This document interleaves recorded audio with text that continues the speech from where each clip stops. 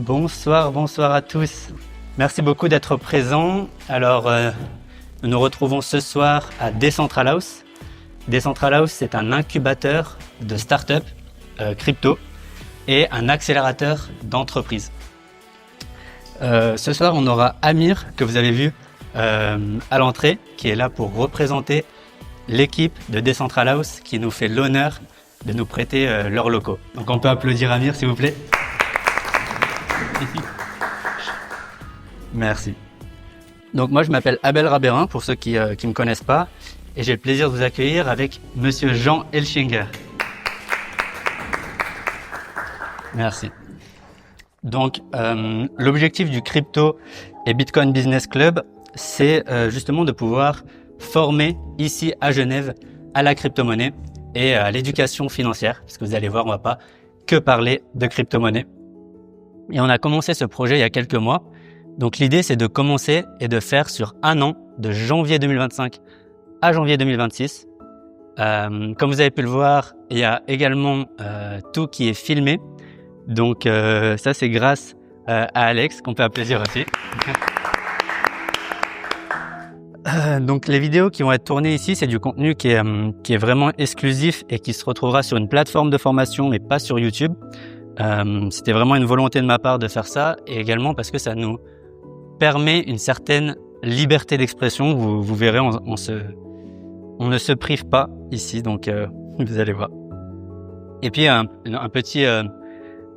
petite annonce, à partir du mois de juin, on va commencer à faire 2 événements par mois pour en faire un également en anglais pour tous ceux qui le souhaitent. Et donc, l'ambition qu'on a également avec ce business club et ce projet, c'est de vraiment changer les choses, de vraiment faire bouger les lignes, de changer le monde aussi modestement que possible. Et l'hypothèse de départ sur laquelle on est parti, c'était de dire que si l'on considère que la mauvaise qualité de notre monnaie est à l'origine de la majorité des problèmes dans le monde, alors Bitcoin apparaît comme une solution et un devoir moral à le partager. Donc on a fait quelques sessions avant ça. La première session, on a vu les caractéristiques d'une bonne monnaie. Donc on a vu ce qu'était l'inflation, la dévaluation, mais on a également vu en comparaison la rareté programmée de Bitcoin. Dans la session 2, on a vu comment fonctionne Bitcoin, les transactions, la sécurité. Et on a eu la chance d'avoir un atelier animé par Jean pendant 45 minutes pour voir comment fonctionne la blockchain Bitcoin en profondeur. Et donc aujourd'hui, on se retrouve pour la session 3. Et là, c'est le focus sur la morale, l'éthique et la spiritualité liées à l'argent. Alors les règles du jeu, ici, il n'y en a pas beaucoup, mais c'est notamment que vous êtes libre, vous êtes entièrement libre. Moi, quand j'étais à l'école, et je pense qu'il y en a d'autres ici où c'est la même chose, je pouvais pas rester en place. Plusieurs heures assis, ça m'allait pas. Donc, vous êtes libre à n'importe quel moment de vous lever, de faire des pauses, de prendre l'air. Les toilettes sont au fond de la salle, derrière les casiers. Et il faut que je vous prévienne d'une chose, c'est que notre façon de partager nos informations, elle est un peu particulière. Donc, on va vous solliciter toutes les 3 minutes. On va vous solliciter toutes les 3 minutes et on va parler d'une certaine manière. Mais je veux vraiment que vous vous rendiez compte que on n'est pas là pour vous parler comme si vous étiez des enfants. Le mental, il va dire « mais pourquoi il me parle comme ça ?» Non, c'est parce qu'il a été prouvé en neurosciences que l'audience s'endort toutes les 3 minutes, à peu près. Donc, toutes les 3 minutes, nous, on va vous demander de faire une action. Ça va être soit taper dans les mains du voisin, peut-être danser, peut-être répéter un mot. Donc au moins vous le savez, c'est vraiment pour qu'il y ait un peu de programmation neurolinguistique, PNL.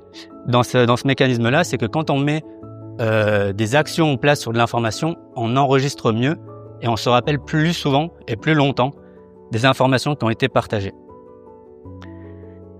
Et ensuite, pour finir, vous avez également reçu des feuilles et normalement un stylo chacun. Donc on va commencer dès maintenant parce qu'on va vous demander également des exercices.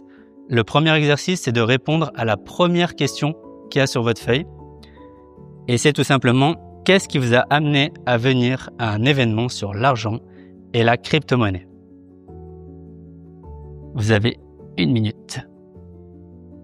Parfait. Alors, sans plus attendre, je vous préviens également, sur les questions, les feuilles, elles sont pour vous, elles sont pas pour nous. Sans plus attendre, le programme de la soirée. Donc, premièrement, la partie 1, ce sera Bitcoin versus le reste. Avec Bitcoin, c'est quoi et pourquoi ça fonctionne.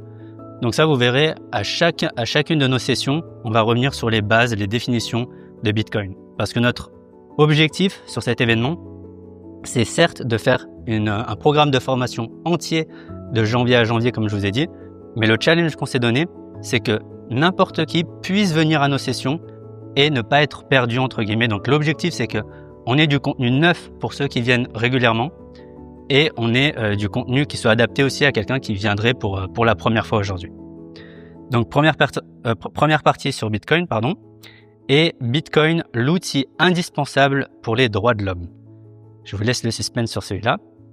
Ensuite, on va avoir, je l'espère, un interview exclusif avec Madame Elodie Jallet qui, je l'espère, va arriver.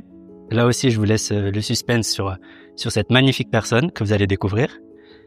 Et la partie 2, ensuite, l'argent et l'éthique, avec une première partie sur Bitcoin et la Bible qui sera animée par Jean, et moi, l'argent et l'islam pour finir la partie.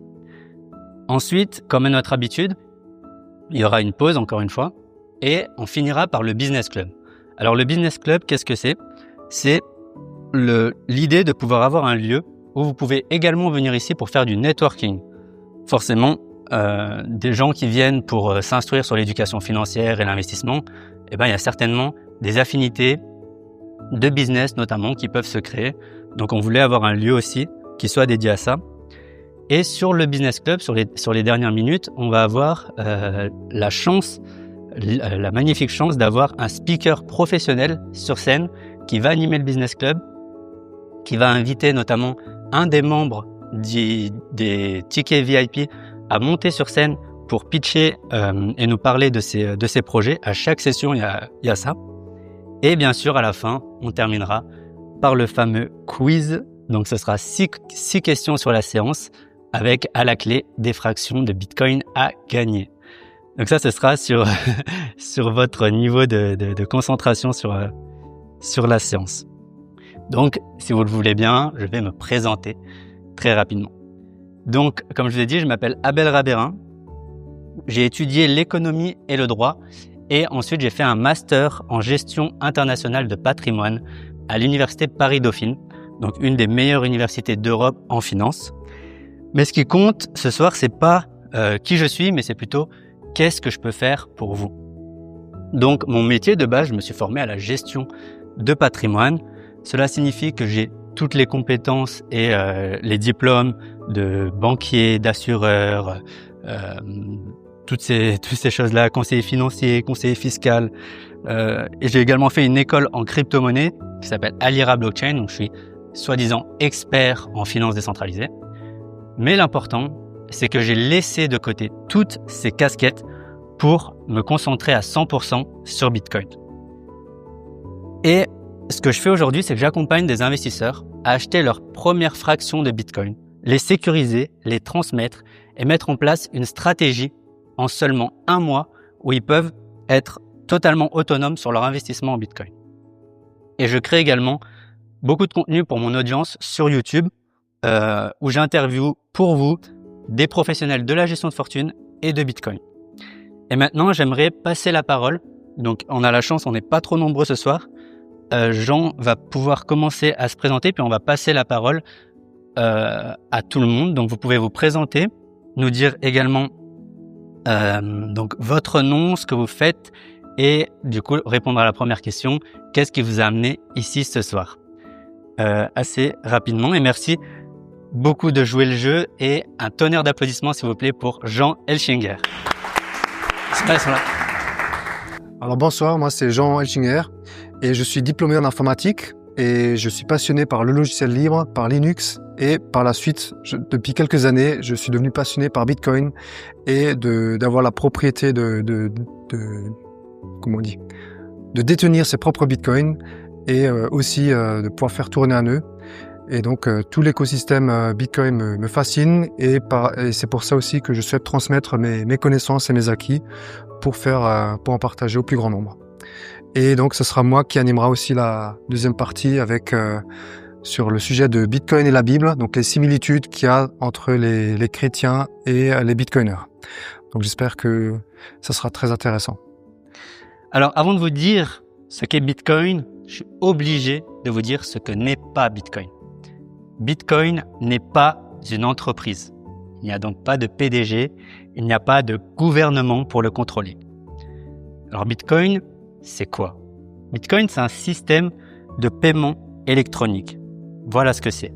Et qu'est-ce qu'il vous permet de faire? Il vous permet d'envoyer de l'argent partout dans le monde, sans banque, sans intermédiaire, avec une simple connexion Internet et un portefeuille froid. Donc un portefeuille froid, je vous ai affiché un exemple de portefeuille froid, ça ressemble à une clé USB comme cela. Si vous détenez vos crypto-monnaies, vos bitcoins d'une autre façon que celle-ci, vous ne détenez pas réellement vos bitcoins. Si elles se trouvent sur des plateformes d'échange telles que Binance ou FTX ou Mongox, tous ces noms-là. Donc c'est bien quelque chose à retenir. On détient ces bitcoins de cette manière-là. Ensuite, si vous voulez un exemple concret, comment est-ce qu'on peut utiliser le Bitcoin? Eh bien, il y a quelques semaines, on a eu ici le directeur du UNHCR, donc l'Office des Nations Unies pour les réfugiés. Et donc, il nous a rappelé, enfin, je vous le rappelle également, qu'il y a des centaines de millions de personnes dans le monde qui sont déplacées, sans papier, sans compte bancaire. Eh bien, là, j'aimerais vous mettre face à une situation. Vous avez la possibilité soit d'utiliser le système bancaire traditionnel. Donc, vous essayez par exemple d'envoyer 1000 francs à une ONG ou même directement aux personnes sur place. Eh bien, vous allez faire face à des frictions. Vous allez faire face à des frais de change, à des frais bancaires, peut-être même que le virement ne va pas passer, que ça va être bloqué. Et tout simplement, si vous essayez de joindre une personne qui n'a même pas accès au système bancaire, eh ben, ça peut pas fonctionner forcément. Et ben là, la révolution Bitcoin, c'est que vous pouvez joindre et transférer votre argent avec cette personne directement. La transaction Bitcoin se fait de manière instantanée et il n'y a pas besoin d'attendre plusieurs jours comme dans le système bancaire traditionnel. Donc ça, c'était vraiment et c'est vraiment la révolution et la philosophie qu'avait en tête et qu'a en tête l'inventeur anonyme du Bitcoin, Satoshi Nakamoto. Donc pour lui, Bitcoin doit être monnaie. Donc là, je vais même utiliser le whiteboard pour vraiment que ça rentre. Je vous ai dit, Bitcoin doit être quoi? Merci. Monnaie. Ça, c'est vraiment important. On va le mettre en comparaison de quelque chose d'autre un peu plus tard. Bitcoin doit être monnaie. Donc, dans le monde, il faut comprendre quand même qu'il y a 2 milliards de personnes qui sont encore non bancarisées. Et donc, Bitcoin arrive ici avec une alternative rapide, accessible, résistant à la censure et profondément juste. Maintenant, pour comprendre Bitcoin, il faut comprendre à quel problème il répond. Et c'est là où on va mettre en comparaison Bitcoin avec le système financier traditionnel. Est-ce qu'il y en a qui n'ont jamais entendu parler du terme fiat? Tout le monde comprend ce que c'est fiat? Tu as déjà entendu parler du terme fiat? Non? Le terme fiat, c'est tout simplement pour parler des monnaies traditionnelles. Par exemple, le dollar, le franc suisse, ce sont des monnaies fiat. Ce sont des monnaies qui ont été créées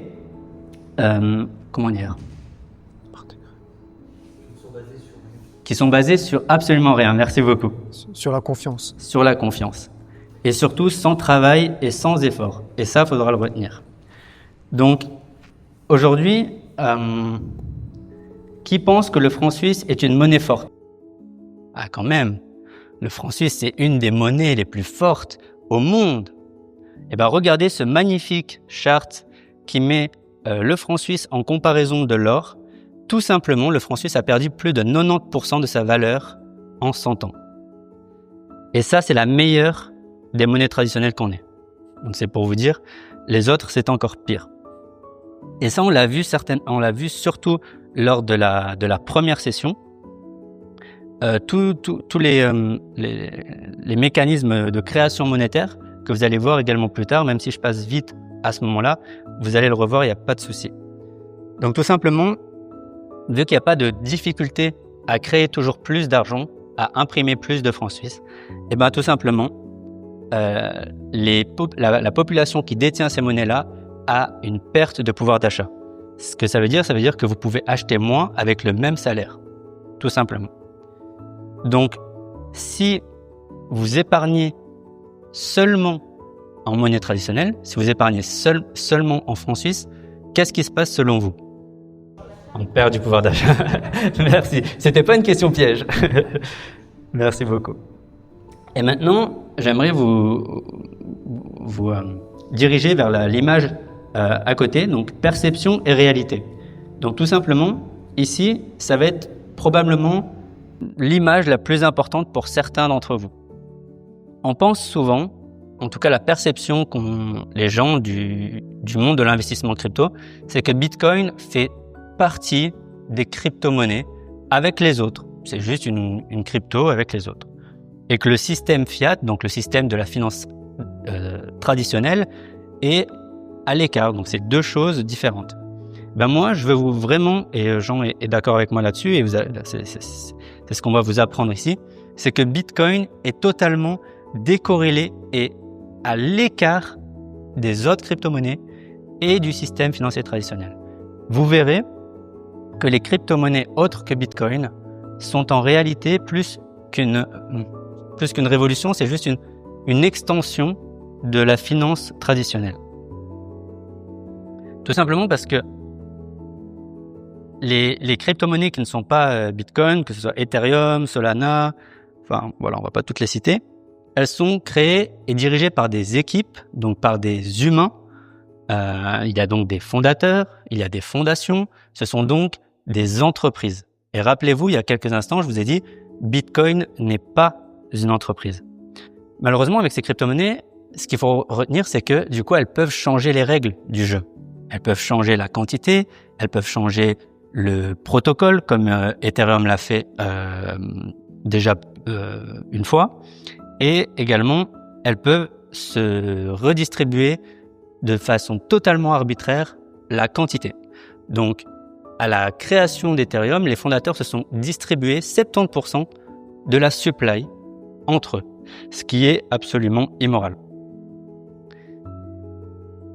Et en plus de ça, et vous allez voir pendant la session, on va beaucoup vous parler des intérêts, du rôle des intérêts dans l'économie et dans la finance traditionnelle. Et bien là, Ethereum, qui avait commencé par du minage, donc il y avait une certaine preuve de travail, il fallait miner de l'Ethereum, ils sont passés en preuve d'enjeu. Et à partir de maintenant, c'est du staking. Donc ça veut tout simplement dire qu'ils bloquent des Ethereum et ils génèrent de l'intérêt dessus. Donc c'est juste, vous allez voir, on va mettre en comparaison du système bancaire et ça y ressemble beaucoup. En tout cas, la phrase qu'il faut retenir de cette slide, c'est « Une monnaie illimitée apporte la pauvreté à son détenteur ». Est-ce que vous comprenez quand je dis que une monnaie qui est illimitée, ça fait perdre du pouvoir d'achat à son détenteur?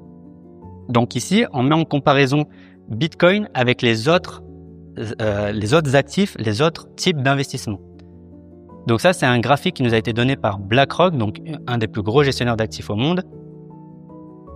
Et ils admettent avec ce graphe que Bitcoin est le meilleur investissement au monde depuis plus de 10 ans. Donc tout simplement, vous pouvez voir les performances tout en haut, 5000% en 2013, et ça va jusqu'à 2023, 156%, 124% encore l'année dernière. Et ça, en fait, ce n'est ni plus ni moins que la rareté programmée de Bitcoin, tout simplement parce qu'il y a un chiffre à retenir. Si je devais vous demander un chiffre à retenir pour Bitcoin, ce serait le combien? Magnifique. 21. Déjà là, on a deux informations qui sont absolument essentiel pour comprendre Bitcoin. Bitcoin est monnaie et Bitcoin, il n'y aura jamais plus de 21 millions d'unités.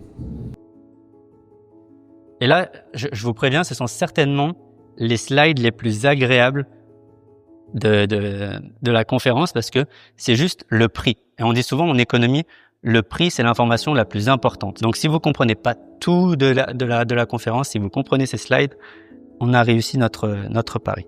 Donc ici, comment ça se répercute sur le prix, cette rareté?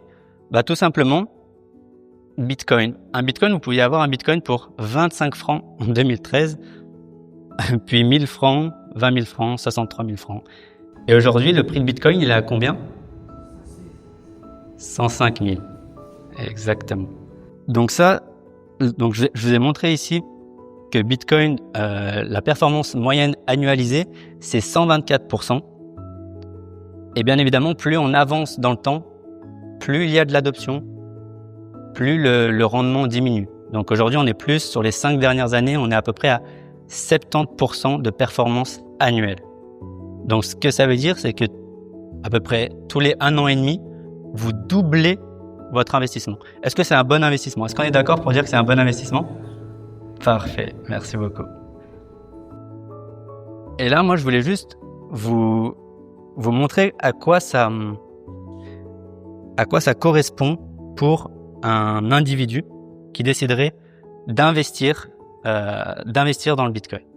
Et j'aime beaucoup cet exemple. Donc, si on prend une infirmière en Suisse qui gagne 4 000 francs par mois et qui décide d'investir 400 francs depuis 2017 par mois, donc 10% de son salaire, elle aurait épargné, elle aurait investi, sorti de sa poche 39 000 francs, elle aurait acquis 5 bitcoins, elle aurait donc une performance de plus de 1300% et son portefeuille serait de 600 000 francs. Sa plus-value à cette personne serait de 563 000 francs. Et pourtant, ce qu'elle a fait, c'est extrêmement simple. Elle a juste acheté du Bitcoin régulièrement, tous les mois, ce qu'on appelle un DCA. Est-ce que c'est une stratégie qui vous paraît simple? Ouais, c'est simple. C'est très simple. Et pourtant, cette stratégie, elle bat tous les meilleurs financiers au monde, tous les meilleurs hedge funds, tous les meilleurs gestionnaires de fortune, tous les meilleurs family office, et j'en passe. Et donc ça, c'est ce qui se passe pour une personne qui décide d'investir. Mais ce qui se passe, notamment lorsque un pays décide d'investir, et là, c'est le cas du Salvador, où on le reverra durant la présentation. Le Salvador était, en 2019, le pays le plus dangereux d'Amérique centrale. Juste imaginez-vous un instant. Vous vivez au Salvador et du jour au lendemain, vous pouviez perdre littéralement un frère, une sœur, une mère ou un fils de manière totalement aléatoire. Pourquoi? Parce que les gangs au Salvador, à ce moment-là, ils décidaient volontairement d'assassiner les gens de manière aléatoire. C'est une stratégie de gang pour semer la terreur. Donc il y avait une insécurité absolument terrible. Et à ce moment-là, 2021, c'est le tournant pour le pays du Salvador où le président Nayib Bukele décide d'adopter Bitcoin comme monnaie. Et là, le résultat de 2021 à aujourd'hui, c'est une chute massive de la criminalité, le retour à de la sécurité, un afflux de touristes en masse, l'installation de nouveaux entrepreneurs, des familles qui se remettent, qui commencent à reprospérer. Et donc, en quelques années, aujourd'hui, le Salvador devient le pays le plus paisible d'Amérique centrale. Donc, en définitive, ici, Bitcoin, c'est un actif, mais c'est aussi un outil monétaire et humanitaire et un levier politique. Il offre la possibilité de protéger son travail, son épargne, sa dignité. Est-ce qu'on est d'accord déjà pour dire que c'est une magnifique histoire, le Salvador? Merci. Donc moi, ce que j'aimerais vous proposer, c'est de répondre à la prochaine question qui se trouve sur votre feuille. Sur les prochaines questions, donc là, je vous laisse un peu plus d'1 minute pour répondre aux prochaines questions. C'est pensez-vous que c'est intéressant d'investir? j'ai oublié juste une dernière chose avant de vous laisser avec les questions. C'est les 3 mots les plus dangereux de la langue française. Est-ce que vous les connaissez?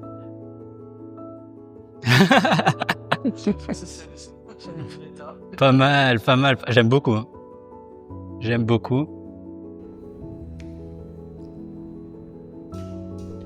Je sais déjà. Je sais déjà. Donc là, en fait, l'idée, c'est que peu importe votre niveau sur Bitcoin, que vous soyez expert ou non, je vous invite à faire les exercices de ce soir à fond et à répondre à toutes les questions. Donc, je vous laisse terminer les questions. En fait, le problème, c'est que si vous vous dites que vous savez déjà tout, on va pas pouvoir vraiment profiter à 100% de cette soirée. Et je suis sûr qu'il pourra se passer des choses si vous permettez d'avoir un esprit le plus ouvert possible. Ensuite, j'aimerais parler d'un sujet un peu plus profond. Est-ce que vous me permettez d'être honnête avec vous ce soir? Ce serait mieux? Bon, parfait. Alors, tout simplement, c'est un peu compliqué à dire, mais il semblerait qu'il y ait une certaine élite financière qui dirige beaucoup de choses dans l'ombre. Et il y a une élite financière qui, aujourd'hui, finance la guerre, finance la mort. Et j'irai pas forcément plus en détail sur ce sujet, mais est-ce qu'il y en a qui comprennent ce que je dis là? Ok. Et donc, l'idée ici, c'est que le monde irait beaucoup mieux, beaucoup mieux, s'il y avait beaucoup plus de gens, des gens avec des grands cœurs, des bonnes personnes, très certainement comme vous tous ce soir, qui auraient la possibilité de devenir riches et de devenir même très riches, et que ce soit pas notamment un gros mot. Et donc ici, vous avez compris avec Bitcoin que c'est possible, qu'il y a une possibilité d'enrichissement assez immense. Mais la question que j'aimerais qu'on se pose tous ce soir, c'est qu'est-ce que vous allez faire de cet argent? Qu'est-ce que vous ferez avec cet argent quand vous serez riche? C'est pas si vous êtes riche, c'est quand vous le serez. Donc là, je vous demande de prendre encore 1 minute pour répondre à la prochaine question. Quand vous serez riche, qu'allez-vous faire de cet argent? Donc là, je vous propose de vous détendre, de fermer les yeux, et on va se faire une petite méditation et visualisation. Donc tout simplement ici, ce que je veux, c'est qu'on s'imagine dans ce que vous avez écrit. C'est-à-dire que vous allez vous imaginer aider des causes, devenir libre financièrement, aider votre famille, passer plus de temps en famille. Donc on prend 1 minute, c'est parti. Fermez les yeux.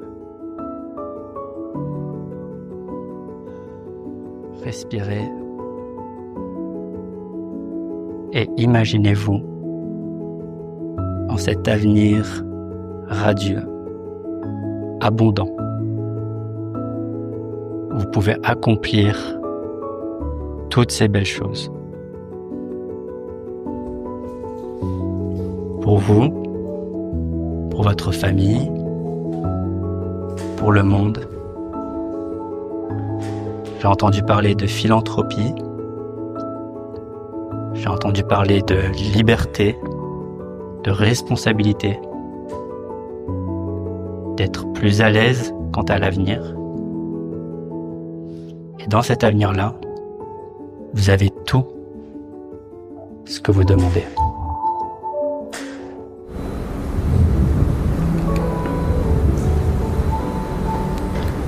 Je vais vous demander de rouvrir les yeux et de rester un maximum dans cette énergie. Et vous pouvez, là c'est l'exercice que j'aime le plus, taper dans la main d'un de vos voisins pour qu'on puisse continuer. Allez-y.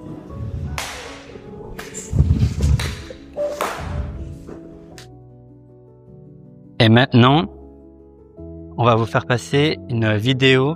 C'est un dessin animé pour expliquer Bitcoin en 3 minutes. qui est fait par Tuttle Twins, qui est super bien fait. Et je vous ai traduit grâce à l'intelligence artificielle. Quand l'argent est facile à gagner, la société commence à se décomposer. Alors, comment faisons-nous de l'argent qui est facile à transporter mais difficile à créer? Eh bien, une solution est le Bitcoin.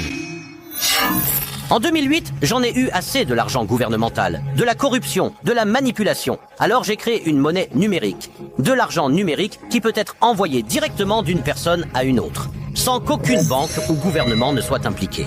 Et le meilleur, c'est de l'argent dur. C'est l'argent le plus dur jamais inventé.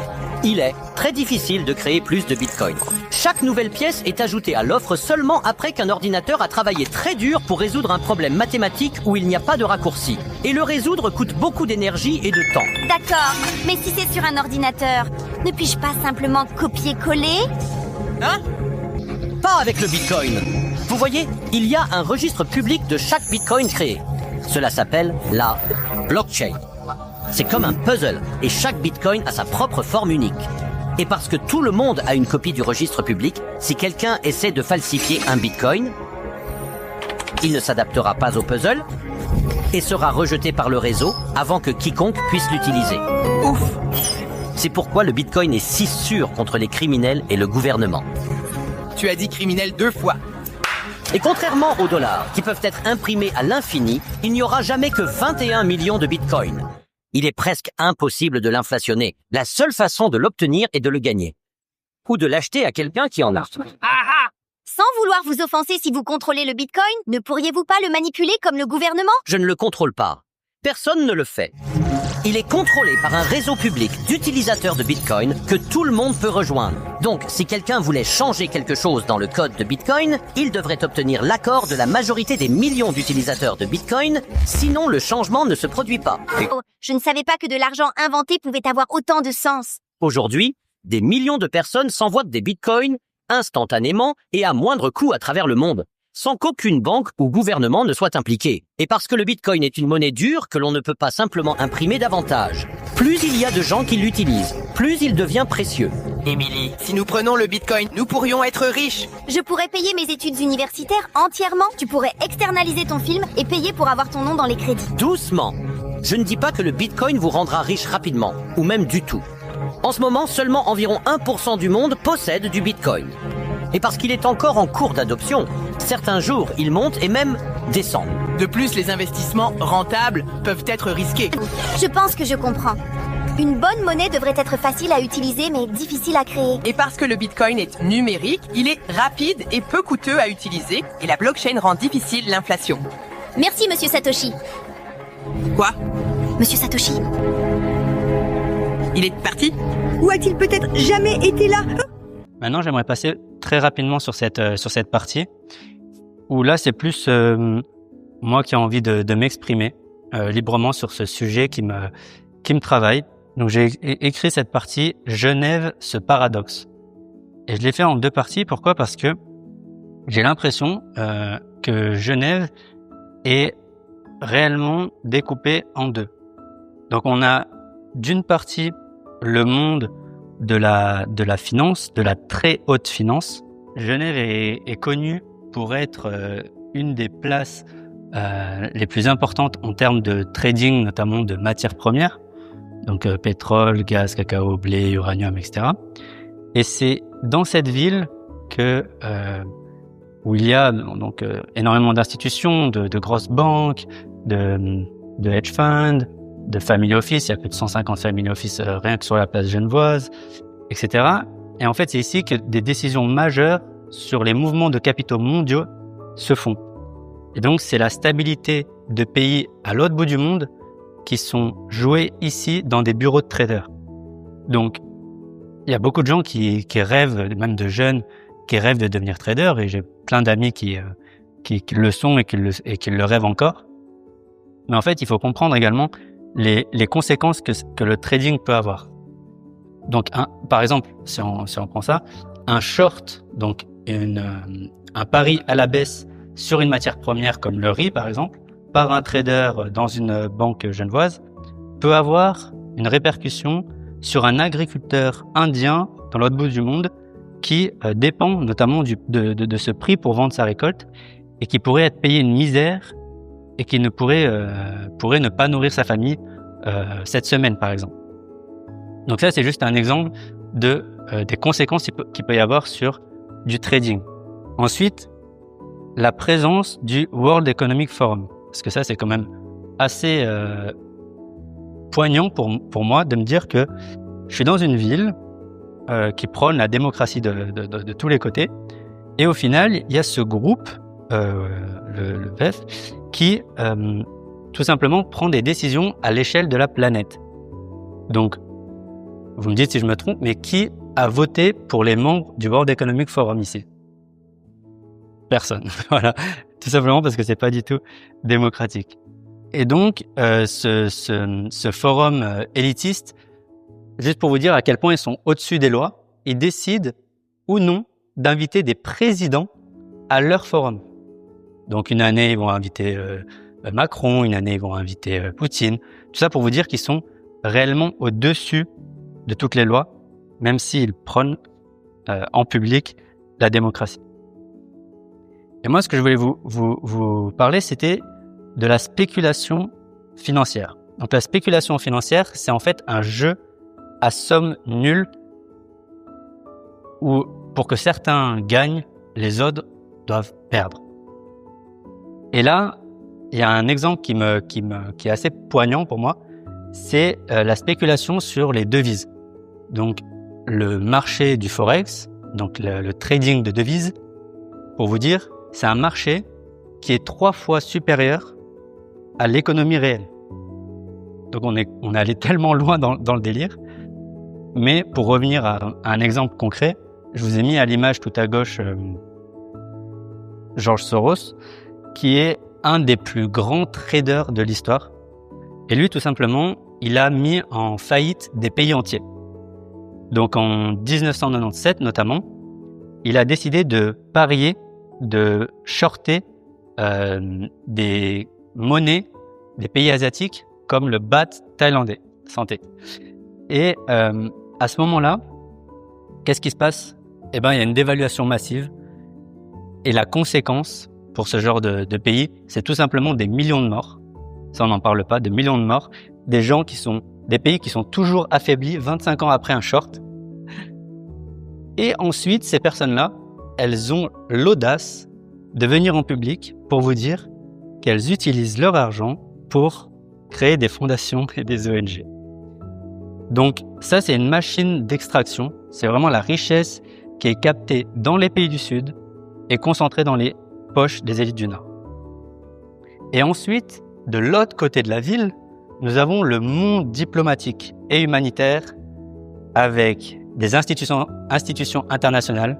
Ici, à Genève, il y a plus de 150 organisations internationales, des ONG, des défenseurs des droits de l'homme, des gens qui vont se battre pour l'éducation, pour la santé, pour la paix dans le monde, des gens sincères, engagés dans leur volonté d'aider. Et donc, pour moi, il y avait un paradoxe quand même que je voulais souligner parce que ces deux mondes cohabitent ici dans une même ville, parfois dans les mêmes villes, parfois dans les mêmes familles.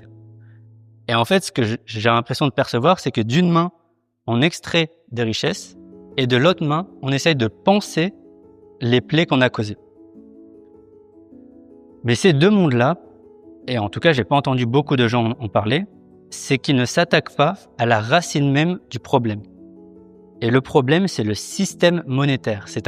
Il est designé par la dette, par l'inflation, par le contrôle, par la dépendance, et vous allez le voir, par l'esclavage moderne qu'on appelle la trappe à dette. Donc la trappe à dette, comment fonctionne la trappe à dette? Eh bien, je vais vous prendre l'exemple du Salvador, parce qu'on va en parler pas mal aujourd'hui. Le Salvador, il a été endetté pendant des décennies. Et en fait, ce qui se passe, c'est que il y a des organismes comme le Fonds monétaire international et la Banque mondiale qui ont pour ambition d'aider les pays pauvres. Et donc, ce qui se passe, c'est que le Salvador, par exemple, qui subit une dévaluation monétaire pour quelque raison que ce soit, mais notamment par rapport à des traders qui shortent leur monnaie, c'est aussi possible. Ils se trouvent dans des positions compliquées et ils vont demander de l'aide à ces organismes-là. Ce qui se passe, c'est que ces prêts, ils sont adossés, enfin ils sont pas gratuits, il y a de l'intérêt. Donc ça va être hyper important à retenir. Les prêts, ils sont adossés à quoi? Intérêt. L'intérêt. Hyper important pour la suite. Les conditions. Les conditions, ça peut être de l'austérité totale, ça peut être couper les dépenses de santé, d'éducation, d'infrastructure, alors même que c'est déjà des pays pauvres, hein, rappelez-vous. Et donc, qu'est-ce qui se passe tout simplement? L'image de gauche, donc la dette, c'est qu'ils n'ont pas les moyens de rembourser cette dette. Donc, ils vont se réendetter auprès des mêmes institutions pour payer seulement les intérêts de la dette. Et ça, c'est la trappe à dette. Et là, malheureusement, la sortie, il n'y a pas vraiment de sortie en fait. À partir d'un moment, ils vont plus être capables de payer. Et qu'est-ce qui va se passer? C'est que le Fonds monétaire international, la Banque mondiale et les pays riches, entre guillemets, vont convenir de certaines conditions autres. Donc, on va prendre vos ports, on va prendre vos minerais, on va prendre vos matières premières à des prix presque volés, entre guillemets. Et donc, ça, c'est un mécanisme qui est possible à cause de ce système monétaire. Et donc, ce que je voulais vous dire, c'est que la pauvreté n'est pas un accident, mais c'est une architecture d'exploitation qui a été bien pensée. Mais, heureusement, et c'est pour ça que vous êtes là ce soir, en 2021, je vous ai dit, le président du Salvador a fait le choix de prendre Bitcoin comme monnaie légale et d'investir pour le pays. Et donc, l'achat de Bitcoin, création d'une réserve et tout simplement, en quelques années seulement, le Salvador arrive petit à petit à voir le bout du tunnel et à se dire on va pouvoir être capable de rembourser notre dette et de pouvoir se libérer financièrement des griffes de ces organisations-là. D'ailleurs, une petite information, et c'est pour ça notamment que ces vidéos ne se retrouveront pas sur YouTube, parce que voilà, il y a des choses qu'on ne peut pas dire. Mais quand le Salvador a annoncé ça, le Fonds monétaire international a ordonné, et je crois que j'avais lu un de tes articles, là-dessus, le Fonds monétaire international avait ordonné au Salvador de retirer Bitcoin comme monnaie légale s'il voulait qu'il continue d'avoir de l'argent du FMI. Et une information aussi, c'est que qui sait que les pays comme le continent comme l'Afrique a énormément de ressources naturelles. Vous savez ça? Énormément d'or, etc. Et bien tout simplement, ils pourraient créer des monnaies adossées à l'or. Ils ont beaucoup d'or. Mais le Fonds monétaire international a interdit à quelques pays que ce soit dans le monde d'adosser leur monnaie sur l'or. Et en 1999, la Suisse a été interdit également d'adosser le franc suisse à l'or. Parce que vous voyez à quel point le franc suisse est solide. Imaginez si c'était adossé à l'or. Il y aurait tous les capitaux mondiaux qui viendraient ici. Et donc, ils ont été interdits également. Mais ici, ce qu'il faut comprendre, c'est que Bitcoin apparaît comme un moyen d'émancipation. Le droit à la propriété privée. Le droit de détenir son argent, de transacter librement, sans autorisation, sans surveillance, sans banque, sans institution. J'aimerais citer Michael Saylor qui disait « Propriété versus pauvreté, car il n'y a pas de dignité sans autonomie ». Aujourd'hui, 87% de la population mondiale vit sous un régime autoritaire corrompu. Et la monnaie, c'est une arme politique contrôlée parce qu'ils peuvent manipuler, dévaluer à souhait et rendre tout le monde dépendant et vulnérable. Je ne sais pas pourquoi il n'y a pas plus de gens qui en parlent. Je ne sais pas si c'est un problème d'ignorance ou si c'est fait exprès. Mais je vais vous montrer une vidéo dans un instant. Mais avant ça, j'aimerais vous offrir un peu plus de contexte à la vidéo. Donc, il y a une ONG qui a fait un travail exceptionnel. C'est la Human Rights Foundation qui a compris l'intérêt de Bitcoin. Et tout simplement, le fondateur qui cite « Une ONG qui n'utilise pas Bitcoin ne sera jamais libre ». C'est des mots qui sont extrêmement forts. Tout simplement parce que eux, ils ont utilisé Bitcoin pour aider notamment les lanceurs d'alerte, les opposants politiques, tout simplement parce que la monnaie est utilisée, comme je l'ai dit, comme une arme politique. Quand il y a des opposants politiques, qu'est-ce qu'ils font dans les pays? Ils bloquent les comptes bancaires. C'est hyper simple de bloquer des opposants politiques aujourd'hui. Mais avec Bitcoin, il y a une possibilité d'une alternative. Aujourd'hui, est-ce que vous pouvez essayer de répondre à cette question? À votre avis, quel est le pourcentage d'assassinats des lanceurs d'alerte en Afrique? 90%, 90% d'assassinats pour les lanceurs d'alerte. Donc, ici, cette organisation a décidé d'utiliser Bitcoin pour protéger ces populations-là. Est-ce que vous êtes prêts à regarder confortablement cette vidéo de 5 minutes? Ouais. Bitcoin est un or artificiel sans valeur. Je pense que je devrais dire modestement que je trouve que tout ce développement est dégoûtant et contraire à l'intérêt de la civilisation. C'est juste un jouet qui fonctionne au charbon. Vous savez, je suis d'accord. Je le vendrais à découvert s'il y avait un moyen facile de le faire. Ces hommes ont tous une chose en commun. Ils sont tous citoyens de pays avancés, avec des droits de propriété, la liberté d'expression, un système juridique fonctionnel et des monnaies de réserve stables. Seulement 13% de la population de notre planète naît dans ces conditions. Y a-t-il une chance pour un accord dans ces discussions aujourd'hui entre la Russie et l'Ukraine? Les 87% restants naissent dans un pays avec une monnaie faible ou un régime autoritaire. Ces critiques passent à côté de l'essentiel. Toute personne ayant accès à Internet peut participer au Bitcoin. Il fonctionne sur un réseau qui ne fait pas de discrimination. Alors que les gros titres occidentaux se concentrent sur l'entrée en bourse de Coinbase et les tech bros qui deviennent fabuleusement riches, Doubler la valorisation de l'entreprise à 0,0. il y a une révolution qui se déroule dans le monde entier. Pour Gates, Munger et Buffett, le Bitcoin est un poison pour rats au carré. Le prix, il est maintenant au-dessus de 50 000. Où pensez-vous qu'il va aller? Mais pour Ir du Nigeria, Mo du Soudan et Karl d'Éthiopie, le Bitcoin est bien plus. Je suis optimiste pour l'avenir du Nigeria. J'ai vu le potentiel du Bitcoin de mes propres yeux. Le Bitcoin nous a permis de lutter contre SARS, une unité notoire de la police nigériane avec un long historique d'abus. En octobre 2020, j'ai rejoint la coalition féministe, qui a commencé à accepter des dons via Flutterwave, un produit fintech. Cela a bien commencé, mais ensuite, le régime a commencé à sévir. Nos comptes bancaires ont été fermés. Le Bitcoin était la seule option restante. Il n'y avait pas d'autre moyen de recevoir, stocker et dépenser de l'argent. C'était un moment révélateur. Nous avons fini par mettre en place un serveur BTC Pay pour traiter les dons du monde entier. Mais Ir n'est pas le seul à avoir de l'espoir pour l'avenir.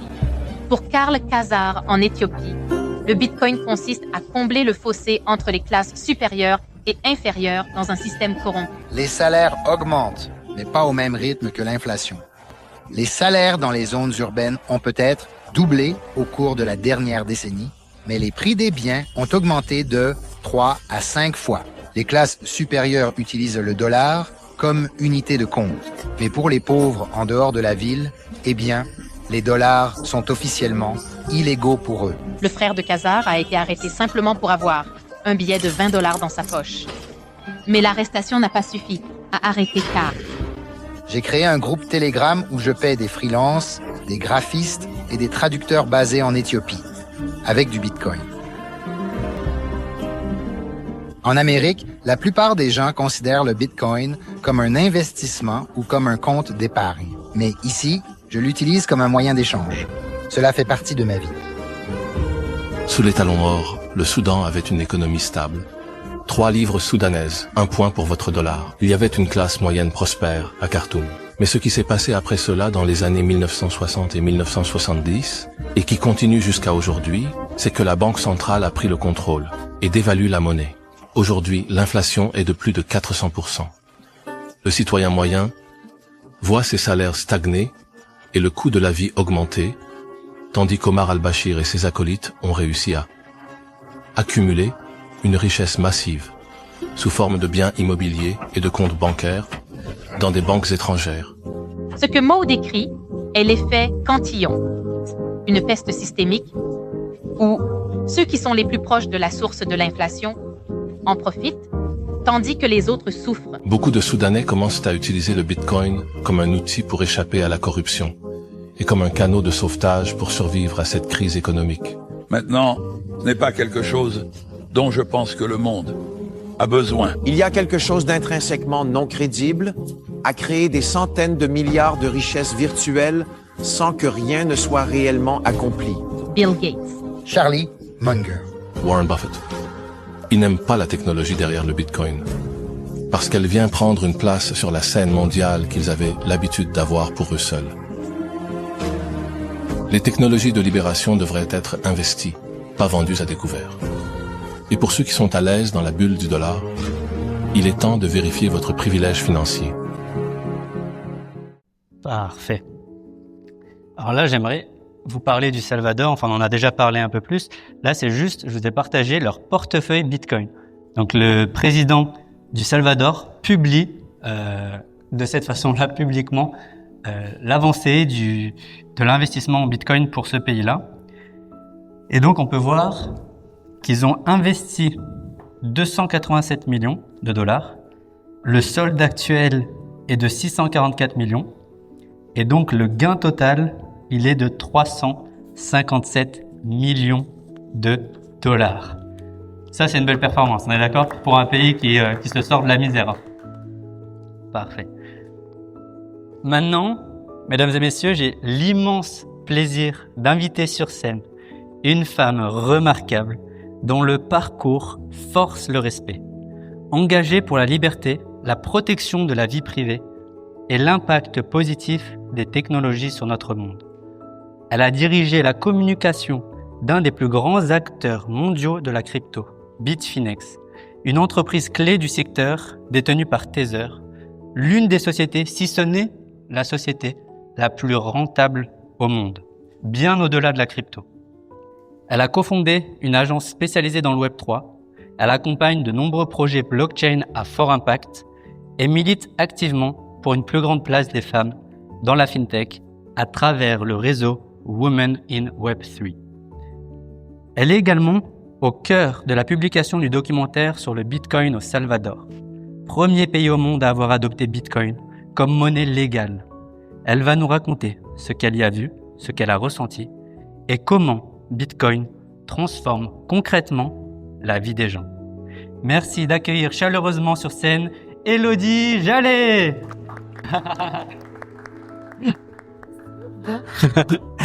J'ai pas de... Merci de m'accueillir. Ça met la pression. Mais non, faut pas. Merci d'être là. Alors j'aimerais commencer par revenir sur notre première rencontre. C'était il y a quelques années à la conférence Lugano Plan B qui s'organise chaque année. Et en fait, lors de la dernière journée consacrée à la culture et au cinéma autour de Bitcoin, tu es monté sur scène pour proposer un projet aussi symbolique que puissant, signer un traité de liberté. Et donc je me souviens, il y a 2 ans, avoir signé ce traité, parce que j'étais bien évidemment d'accord avec ces idées-là. Et presque 2 ans après, on s'est rencontrés à Genève et je me suis rendu compte que j'avais signé ton traité. Donc, peux-tu nous en dire plus sur ce traité? D'où t'es venue cette idée? Et ce que ça représente pour toi? Ok, merci Abel. Effectivement, en travaillant avec Bitfinex, j'ai eu l'occasion d'aller au Salvador plusieurs fois. Et l'idée, c'était de pouvoir positionner justement tous ces bitcoiners que je connais sur vraiment la liberté financière. Et puis, arriver à positionner une espèce de point de vue sur la liberté financière et le Bitcoin. Donc, en même temps presque ou avant, je sais plus quelle est la chronologie, mais donc j'ai écrit un manifeste sur la liberté financière que j'ai que j'avais inspiré, donc c'était assez prétentieux sur le moment, sur le manifeste des cypherpunks. Et donc un peu la peur au ventre, je suis allée demander aux cypherpunks eux-mêmes ce qu'ils pensaient de mon manifeste, et je m'étais dit ce serait bien que toute la communauté Bitcoin signe ce manifeste. Donc j'ai eu la chance de pouvoir rencontrer Phil Zimmermann, qui est donc l'inventeur de PGP, donc niveau cryptographie, c'est assez intéressant, et qui est aussi dans le groupe des cypherpunks, Adam Back, Nick Salmon, donc des personnes quand même qui sont un peu le Graal dans Bitcoin, pour leur montrer mon manifeste, bien évidemment avec Paolo, qui est donc le CEO de Tether et le CFO le CTO de Bitfinex. Et donc je lui ai dit, tiens, si on faisait un manifeste, il m'a dit, ok, Banco, ta carte blanche, fais-le. Et donc j'ai écrit ce manifeste avec des règles, ce que Bitcoin est, ce que la crypto est, ce que l'objectif est de créer de la liberté financière. Et la liberté financière, elle passe par plusieurs choses. La liberté de parler, freedom of speech, la liberté de transacter, freedom of transact, et la liberté financière en tant que telle. Et donc, en faisant ce documentaire, et quand on l'a présenté donc à Plan B, à Lugano, l'idée c'était de le faire signer par le plus de monde possible dans le monde, et quel était le meilleur endroit que Lugano pour ça, parce que déjà il y a des speakers d'exception, il y a la femme de Julian Assange qui l'a signé, donc tous les bitcoiners connus, et puis tous les gens qui se retrouvaient dans cette idée. Donc c'était un peu ça l'idée du manifeste. Magnifique, merci beaucoup. On va applaudir. Merci. Tu es également la cofondatrice de Women of Web3. Est-ce que tu peux nous en dire plus sur ce projet? Puis j'aurai une autre question sur ça. Alors oui, Women in Web3 Switzerland, c'est une association qu'on a cofondée il y a quelques années avec plusieurs amis US, sans être fan de l'écriture inclusive. Mais on était à des conférences un peu comme aujourd'hui, ou des talks, ou des workshops, et puis il y avait tout le temps que des hommes sur scène, que des hommes énormément dans la salle, à part nous, toujours notre petit groupe. Et puis on s'est dit, non mais c'est dommage. Donc essayons de monter quelque chose pour promouvoir les femmes qui travaillent dans la technologie, les aider. Pas du tout, c'est pas du tout un groupe qui est féministe. C'est juste un groupe qui est ouvert aux hommes. Et on s'aperçoit, ce qui est quand même hyper paradoxal, c'est que même quand on fait des events nous-mêmes, on a du mal à trouver des femmes speakers, donc c'est quand même un monde. Mais l'idée, c'était de pouvoir proposer des speakers femmes, de pouvoir aider les femmes en créant un réseau. Donc ça s'appelle Women in Web3, mais c'est beaucoup plus large. Il y a des femmes de la finance traditionnelle qui s'intéressent aux digital assets. Il y a des développeurs, développeuses, pas comme on dit, mais il y a des ingénieurs, il y a des designers, il y a vraiment, comme la Suisse est quand même un peu ce fleuron de la crypto et du Web3. L'idée, c'était de se rassembler et puis de s'entraider autour de ça. Et aujourd'hui, on fait des événements où on a un pool aussi de talents. Donc, on partage des offres d'emploi. Et puis, on fait des partenariats avec... là, juste en avant-première, on va faire un partenariat avec Bybit pour une très grosse opération qui s'appelle Blockchain for Her. Okay. Où il va y avoir pendant toute une année des événements pour mettre des femmes en avant, etc. Et l'idée, c'est de s'entraîner, de créer des opportunités. et puis aussi de soutenir des projets. Donc on fait des pitch days. Et là, notamment, après-demain, on fait quelque chose en partenariat avec l'école 42. L'école d'ingénieurs. Ouais, l'école 42, c'est l'école qui a été fondée par Xavier Niel. Et il y a des chapters un peu partout en Europe, dont un à Lausanne. Okay. Et qui font un événement qui s'appelle Women in FinTech. Et cet événement, il est constitué de workshops, ensuite de talks, en partenariat avec des banques pour aider les femmes qui soit ont un projet qu'elles veulent lancer, elles savent pas comment faire pour lancer une start-up, un projet, etc. Donc, c'est toute une journée d'accompagnement. Voilà. Magnifique. Et du coup, j'avais une question. Moi, en tant qu'entrepreneur, en tant qu'organisateur d'événements, qu'est-ce que je peux faire ou comment je peux m'y prendre pour attirer plus de femmes à nos événements sur l'éducation financière, Bitcoin? C'est difficile parce que, en général, les femmes sont un peu plus discrètes, donc elles aiment moins se montrer. Mais après, pour faire venir plus de femmes, on peut collaborer, on peut partager des événements dans notre groupe. On est aussi ensemble dans un autre groupe qui s'appelle Crypto Monday. Ouais. Et donc le partage d'événements, tu peux interviewer d'autres membres du groupe. Okay. Là-dessus, c'est assez simple. Top. Voilà. Merci. Oui. Est-ce qu'il manque pas d'un peu de modèle pour les femmes pour qu'ils soient mis en avant pour pouvoir se reconnaître? Vous savez, les hommes, on a comme ça d'avoir des modèles et qu'elle ait de pouvoir mettre en avant, voilà, une femme ou des femmes en particulier pour servir de modèle pour en attirer plus.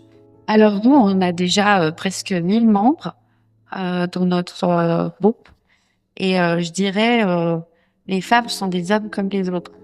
Donc l'histoire du modèle, on n'est pas forcément obligé d'avoir une femme pour modèle. C'est juste l'appréhension en fait et elle est un peu différente parce que je discutais tout à l'heure et il y a beaucoup de femmes qui investissent dans le monde du Bitcoin et notamment pas que au Salvador mais en Afrique en particulier, là où ce sont les femmes qui gèrent les portons de la bourse.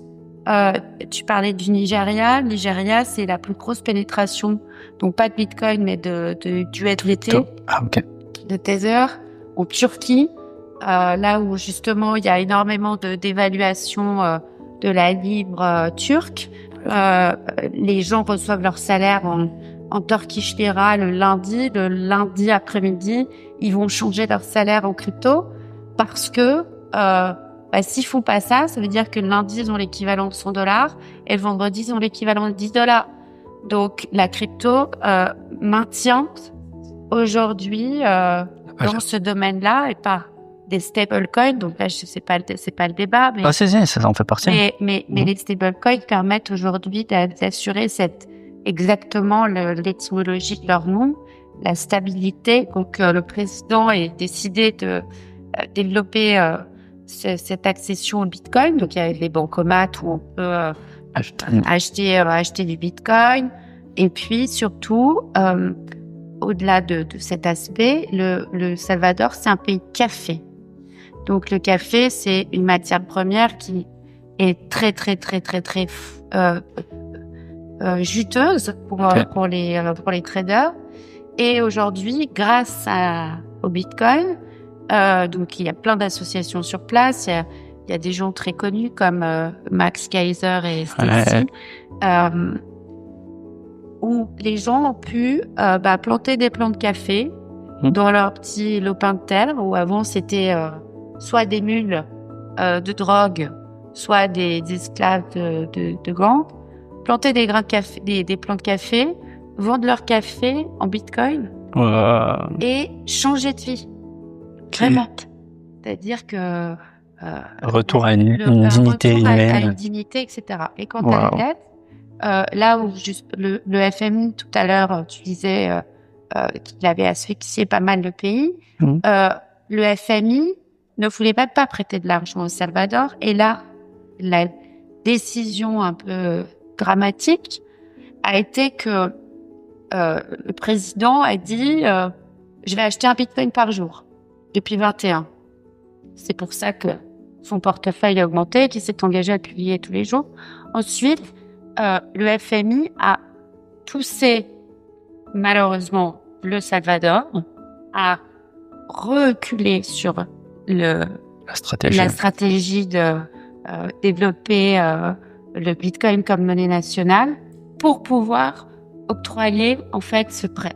Et donc là, le président a reculé sur une partie de l'initiative, mais en même temps, ils ont développé, parce que au-delà d'être un pays de café, c'est aussi un pays de volcan. Donc, qui dit volcan dit énergie thermique. Et donc là, ils ont développé des fermes de mining autour des volcans pour pouvoir miner en fait du bitcoin grâce à l'énergie thermique. Donc d'un côté, il a reculé sur la partie monétaire, mais il mine. Il y a un économiste français qui dit l'économie c'est de l'énergie transformée. Et là, du coup, avec des pays comme le Salvador, si tout simplement pour un pays pauvre qui a de l'énergie, vous êtes riche, vous pouvez devenir riche avec Bitcoin, parce que vous pouvez utiliser cette énergie-là. Et je trouve ça magnifique, ça mérite un applaudissement, je pense.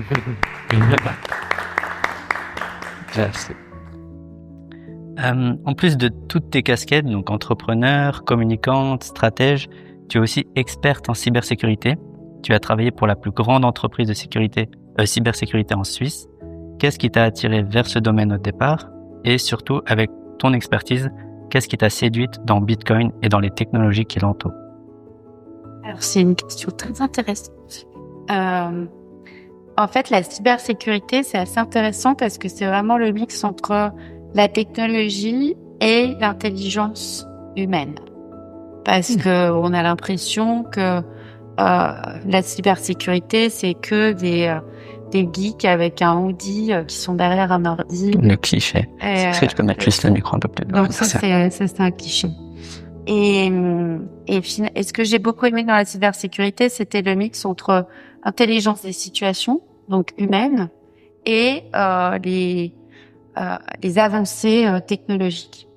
Et puis surtout, j'ai travaillé avec quelqu'un qui était extrêmement brillant, qui a développé des protocoles assez incroyables et qui ensuite était au cœur de la création d'une société suisse et genevoise que tout le monde connaît qui s'appelle Taurus. Et grâce à lui, en fait, comme je m'intéresse assez souvent à comment est-ce que ça fonctionne, c'est le biais par lequel je suis entrée dans la crypto par la cryptographie. Et justement, le côté chiffrement, je serais fière de moi que je puisse pas crypter, que je dise chiffrer.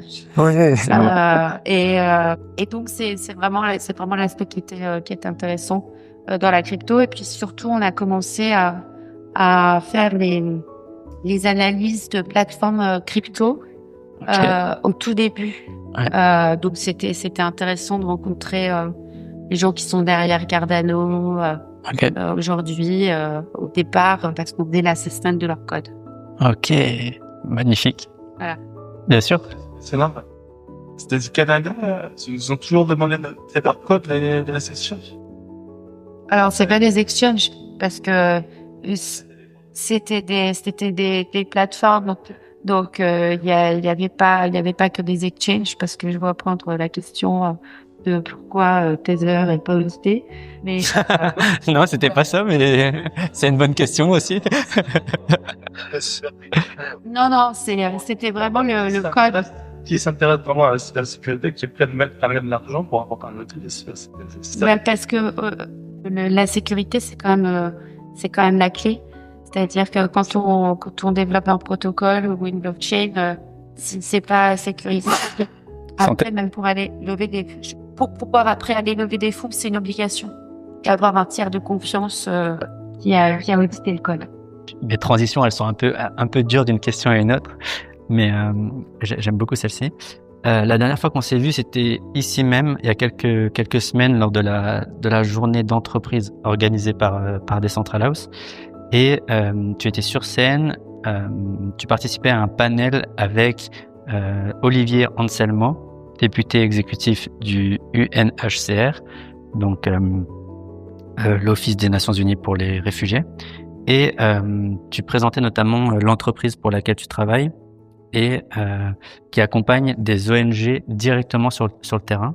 Est-ce que tu peux nous expliquer de manière concrète quel est le rôle justement de la crypto dans ces missions humanitaires et qu'est-ce qui t'a motivé avec ce projet, s'il te plaît? Oui. Alors que c'est l'année dernière où j'ai rencontré les fondateurs de cette société danoise qui s'appelle Impactify.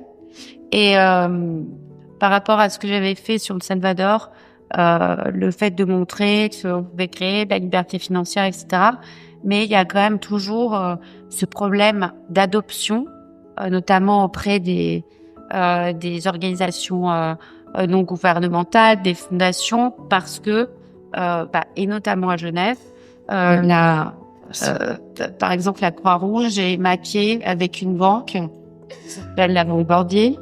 Et quand le CICR a voulu accepter les donations aux crypto, il a fallu que la banque se mette à la crypto. Ce qui n'était pas du tout évident parce que à Genève, il y a beaucoup d'institutions qui sont assez sérieuses et qui, non pas par pur rejet, mais par manque de connaissances, ont cette résistance au changement. Donc, il y a cette espèce d'inertie qui est très, très importante. Et donc, Impactify, donc je suis partenaire avec eux, ont développé cet outil qui permet d'accepter les donations aux crypto pour n'importe quelle organisation humanitaire. Ça existe depuis plus de 3 ans. Et c'est très simple. Donc, c'est une petite application qui est installée sur une page comme une page de paiement classique. Et là, on peut accepter les donations en crypto. On peut accepter les donations dans 25 crypto-monnaies, évidemment Bitcoin et autres. Et surtout, les organisations ont la possibilité de swapper, donc d'échanger ces cryptos contre du fiat, si effectivement il y a un besoin nécessaire d'acheminer de l'argent en monnaie fiduciaire, donc en fiat monnaie. Et donc ils peuvent faire le switch. Ils peuvent faire un switch entre la crypto et le fiat. Et le système de rémunération d'Impactify, c'est juste de prendre une com sur l'échange. Et surtout, là, comme il y a eu cette décision américaine de couper toute l'aide financière, bon, là, la Suisse, encore une fois, sans soumettre au vote, a décidé de débloquer 284 millions de francs pour subvenir aux besoins des NGO, sans demander à la population. Donc, bon, c'est pour une bonne cause, mais c'est quand même, encore une fois, démocratie. Sonic. Et aujourd'hui, donc, elles peuvent très simplement soit garder une partie, si par exemple elles ont des donations Bitcoin et qu'elles veulent garder un peu de Bitcoin en attendant que ça monte, ou tout échanger. Et ça, c'est un peu le principe d'une société qui est très active aux États-Unis, qui s'appelle The Giving Block. Wow. Et c'est la même chose, sauf que là, c'est en Europe. Et surtout, ce qui est très intéressant, c'est que comme c'est une société danoise, c'est régulé MiCA. Et donc ça, c'est pas des moindres. Et c'est régulé aussi par la FINMA. On pouvait agir partout en Europe. Voilà. Wow, c'est magnifique. Donc ça favorise et ça simplifie la donation aux ONG. Complètement. Franchement, c'est une ligne de code. Okay. Dans le site web qui permet d'implémenter et surtout il y a des frais d'implémentation. Et là, pendant 1 an, pour lutter contre le cut américain, les frais sont gratuits. Donc l'implémentation est gratuite. Magnifique. Pour toutes les NGO, la seule obligation, c'est il y a quand même une due diligence qui est faite comme dans n'importe quel cadre de donation, une procédure anti-blanchiment d'argent, et il faut simplement que donc toutes les conditions soient remplies et que l'association existe depuis au moins 3 ans. Magnifique. Et ça marche pour les fondations, les ONG. pour toutes les ONG, Magnifique, c'est merveilleux. S'il vous plaît. Merci. Donc, on arrive déjà au terme de cette interview. Bon, j'espère, comme je te l'avais dit déjà il y a quelques mois et j'ai pas tenu parole, mais je vais le faire, qu'on puisse faire un vrai podcast et prendre le temps. Donc, j'aimerais, juste avant de conclure, te poser une dernière question. S'il y a dans la salle des personnes qui participent à un événement crypto, Bitcoin pour la première fois, je sais que mon approche peut paraître parfois un peu intense ou rigide. Est-ce que tu aurais un mot, un conseil ou un message à leur adresser? Alors, il y a un livre à lire qui s'appelle Bitcoin Standard. C'est la Bible. Et il est en vente ici en français. Voilà, donc Bitcoin Standard, je n'ai aucun intérêt avec les bénéfices de la Bible, c'est la Bible. Et ensuite, c'est comme dans n'importe quelle crypto, mais Bitcoin en particulier, c'est faire ses propres recherches. Donc, do your own research, et on apprend tous les jours. Donc, comme le disait Abel tout à l'heure, pour la réponse aux questions et ce gros mot là, je sais déjà. On sait jamais tout, et il faut apprendre tous les jours. Et c'est en même temps ce qui est motivant aussi, c'est toujours de se... Merci beaucoup. Mesdames et messieurs, un tonnerre d'applaudissements pour Élodie Jallet. Merci beaucoup. Donc là, on part sur une deuxième partie sur l'argent et la spiritualité et la moralité. Donc c'est un thème qui est assez sensible, assez profond, qui peut pour certaines personnes être un peu inconfortable, mais encore une fois, je vous invite à accueillir cette proposition qu'on vous fait. Il n'y a pas d'affirmation ultime pour profiter à fond de cette partie. Donc avant ça, j'aimerais vous donner une définition de l'argent que j'aime beaucoup. L'argent, c'est un magnifique outil qui vous permet de stocker votre temps, votre énergie, vos passions et vos connaissances. Et tout à l'heure, dans l'exercice qu'on a fait dans la première partie, vous aviez vu que l'argent peut nous servir à réaliser pas mal de nos objectifs, de nos rêves. On a entendu parler d'ONG, on a entendu parler de philanthropie, d'aider le monde, de s'aider soi-même. Déjà dans un premier temps pour pouvoir aller aider le monde, aider sa famille, passer plus de temps en famille. Et donc dans cette dynamique-là, l'argent et la spiritualité, l'argent et la religion. C'est un sujet qui est énormément traité dans les religions, contrairement à ce que beaucoup de gens puissent penser. Et donc, sans plus attendre, pour cette première partie, seconde partie, Bitcoin et la spiritualité, Bitcoin et la Bible, merci d'accueillir chaleureusement Monsieur Jean Elchinger sur scène. Merci, vous m'entendez bien? Super. Alors, je vais vous faire un petit parcours résumé de l'histoire biblique, et après on va voir dans une deuxième partie la similitude entre Bitcoin et le christianisme. Alors en fait, on a dans la Bible Dieu qui nous révèle sa parole. De l'origine de la création avec Adam et Ève, il a créé l'homme à son image, mâle et femelle, il les créa. Et il les a placés dans un environnement où ils avaient tout ce dont ils avaient besoin. Et cet environnement, c'est le jardin d'Éden. Mais pour leur donner le libre arbitre, il a placé un arbre auquel il a donné ce commandement à l'homme en disant: tu pourras manger de tous les arbres du jardin, mais tu ne mangeras pas de l'arbre de la connaissance du bien et du mal. Car le jour où tu en mangeras, tu mourras. Le serpent était le plus rusé de tous les animaux des champs que l'Éternel Dieu avait fait. Il dit à la femme, Dieu a-t-il réellement dit, vous ne mangerez pas de tous les arbres du jardin? Le serpent a réussi à mettre le doute dans la femme. Adam et Ève ont désobéi en mangeant le fruit, et le reste, c'est l'histoire. Mais la conséquence avec ça, c'est que le péché, la corruption est entré dans le monde, c'est rentré dans notre humanité, et il s'est transmis de génération en génération. Mais l'histoire continue avec un peuple que Dieu s'est choisi, qu'il a décidé de faire une alliance divine. Et ce peuple, c'est le peuple juif qu'il a décidé d'aimer. Mais ce peuple juif, il avait le courage.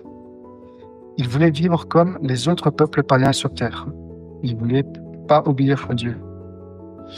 Mais pourtant, à chaque période, Dieu a trouvé un homme discipliné, qui était pieux, qui était bien intentionné vers Dieu, pour sortir le peuple de sa mauvaise conduite. Alors, je peux vous citer Noé, Abraham, Moïse, Joseph, David, Samuel, des prophètes, des juges, des rois. Tout cela, des hommes pieux, mais pourtant avec leurs défauts, qui étaient des modèles encore pour annoncer un sauveur encore plus grand venir. Et où en sommes-nous à présent? La mauvaise nouvelle maintenant, c'est que nous, comme nos ancêtres avant nous, on a hérité de cette nature pécheresse. Et c'est là qu'on a une séparation, en fait, avec une vraie relation avec Dieu. Alors, la bonne nouvelle avec ça, c'est que le message de la Bible tient dans un passage que je vais vous lire dans l'évangile de Jean au chapitre 3. Et ça nous dit, « Car Dieu a tant aimé le monde qu'il a donné son Fils unique, afin que quiconque croit en lui ne périsse pas, mais qu'il ait la vie éternelle. Dieu, en effet, n'a pas envoyé son Fils dans le monde pour juger le monde, mais pour que le monde soit sauvé par lui. Celui qui croit en lui n'est pas jugé, et celui qui ne croit pas est déjà jugé, parce qu'il n'a pas cru au nom du Fils unique de Dieu. Et voici le jugement. La lumière est venue dans le monde, et les hommes ont aimé les ténèbres plus que la lumière, parce que leurs œuvres étaient mauvaises. Car quiconque fait le mal a de la haine pour la lumière, et il ne vient pas à la lumière, de peur que ses œuvres ne soient réprouvées. Et celui qui pratique la vérité vient à la lumière, afin qu'il soit manifeste que ses œuvres sont faites en Dieu. Donc on voit là que Dieu il a envoyé son Fils pour nous sauver de notre condition de pécheur, pour sauver l'humanité. Et de toutes les religions, Jésus est le seul qui est mort pour nous et ressuscité par la suite. Parce qu'en fait, Jésus a dit, « Moi, je suis le chemin, la vérité et la vie. Nul ne vient au Père que par moi. » Donc, dans le christianisme, on est sauvé pas par nos bonnes actions, pas par nos bonnes œuvres, mais simplement et uniquement par la grâce de Dieu. Alors, 2000 ans après, on a toujours des guerres, des conflits, de la faim dans le monde. Alors, pourquoi? La racine du problème est toujours présente. Donc, à votre avis, c'est quoi le problème? Le problème, la racine du problème, c'est le cœur. On a un cœur envieux qui convoite, qui en veut toujours plus. Parce qu'on a vu dans le jardin, ils avaient tout ce qu'ils avaient besoin. Mais il y avait cet arbre qu'ils n'avaient pas le droit, ils le voulaient en plus. Et donc, en fait, les gens ne sont jamais satisfaits. Parce qu'en fait, ils n'ont pas Dieu dans leur cœur. Ils veulent être leur propre Dieu, ils veulent pouvoir se sauver par eux-mêmes. Mais ça ne marche pas comme ça. Parce que s'ils n'ont pas un cœur qui a été inondé par l'amour de Dieu, ni restauré par la parole de la vérité, ça n'ira pas très loin. Et maintenant, pour revenir au Bitcoin, dans ce monde interconnecté grâce au réseau Internet, il fallait bien un moyen divin pour libérer les gens de la monnaie dette. La monnaie dette. Alors, ce n'est pas le président des États-Unis qui va sauver l'humanité avec ça. Mais si on prenait Satoshi, qui était divinement inspiré pour écrire le code, le protocole Bitcoin, et qui lui aussi, comme les prophètes, ont été inspirés pour écrire chacun la partie des lignes. En d'autres termes, il existe une autre blockchain qui est immuable, open source, et cette blockchain, elle est enregistrée, vérifiée et verrouillée. Il s'agit d'un processus de canonisation. Si on prend l'exemple des manuscrits de la mer morte, qui ont été écrits en 408 avant Jésus-Christ et découverts en 1947. Ces blocs correspondent à la chaîne de blocs originale de l'Ancien Testament. Il s'est écoulé plus de 2000 ans entre ces écrits originaux qu'on a trouvés dans les grottes et la lecture qu'on en fait encore aujourd'hui. Ils sont fiables. Le texte a été méticuleusement canonisé et transmis de génération en génération dans une preuve du travail non corrompu.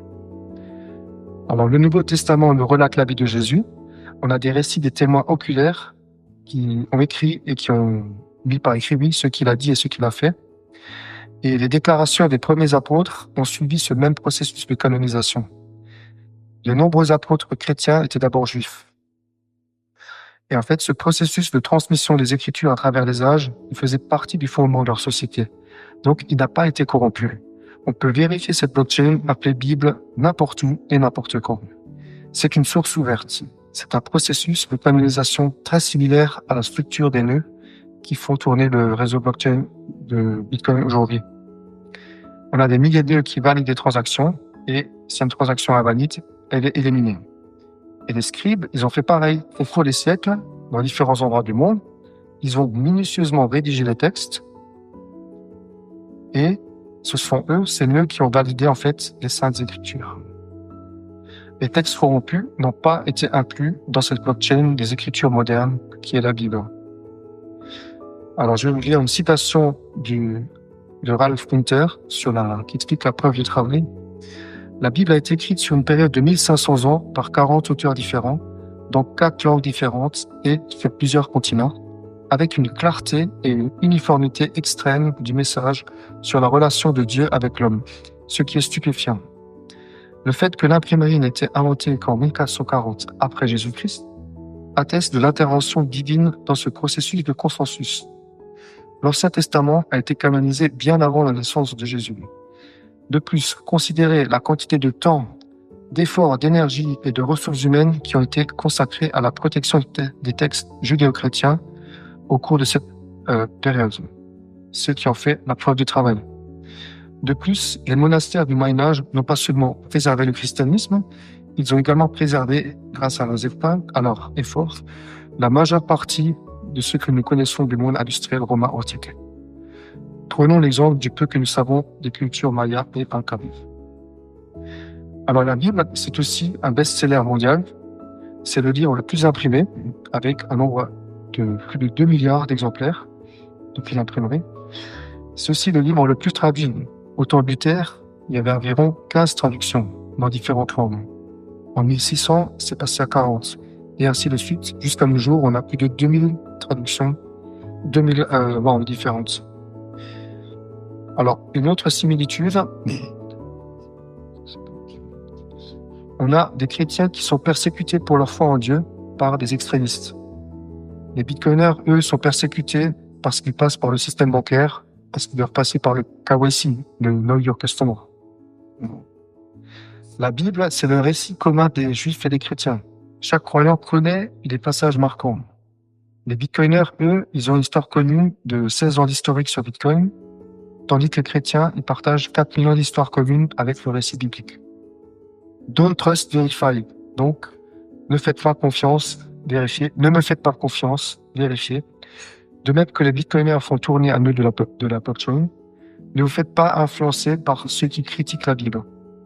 Lisez-la pour vous-même, parce qu'en fait, c'est Dieu qui veut parler directement à votre cœur. Et je vous cite un passage dans Hébreux chapitre 4. Car la parole de Dieu est vivante et efficace, plus tranchante qu'aucune épée à double tranchant. Elle pénètre jusqu'à la division de l'âme et de l'esprit, et des jointures et des moelles. Elle est juge des sentiments et des pensées du cœur. Il n'y a aucune créature qui soit invisible devant lui. Tout est mis à nu et terrassé aux yeux de celui à qui nous devons rendre compte. Et pour en venir maintenant à l'argent, le commerce et l'argent sont la base de l'organisation socio-économique. Les gens échangent leur énergie pour le fruit de leur travail. L'argent, c'est le moyen pour stocker cette énergie et l'échanger. Et idéalement, il devrait être aussi rare à produire et nécessaire pour produire le fruit du travail qui revendique. Donc, on sait que l'argent, c'est du temps. Et parce qu'on vient de voir, l'argent, c'est du temps qui est de l'énergie. Mais depuis la Rome antique jusqu'à nos jours, on connaît l'inflation. Le cours des métaux précieux, avec l'or et l'argent qui sont maintenus artificiellement bas. Aucun outil monétaire n'existait vraiment pour concurrencer l'or jusqu'à présent. Mais désormais, c'est le cas avec Bitcoin qui même surpasse l'or c'est à la fois une propriété de réserve et une monnaie d'échange. Et on a un dicton qui dit « Bitcoin règle tout ». C'est vrai, mais ça ne pourra jamais réparer l'âme, mais ça pourra réparer beaucoup de choses dans ce monde physique. Et en tant qu'argent et technologie, le Bitcoin est en parfait accord avec la vérité de Dieu. C'est la première monnaie qu'on pourrait appeler à juste titre l'argent de Dieu. Alors, est-ce que vous saviez que dans la Bible, il y a 2350 versets qui sont en lien avec la gestion des biens et des richesses? Et maintenant, une question pour vous. De toutes les paraboles de Jésus, donnez-moi un pourcentage que Jésus a enseigné qui se réfère à la propriété et à l'argent. 60%. 60%.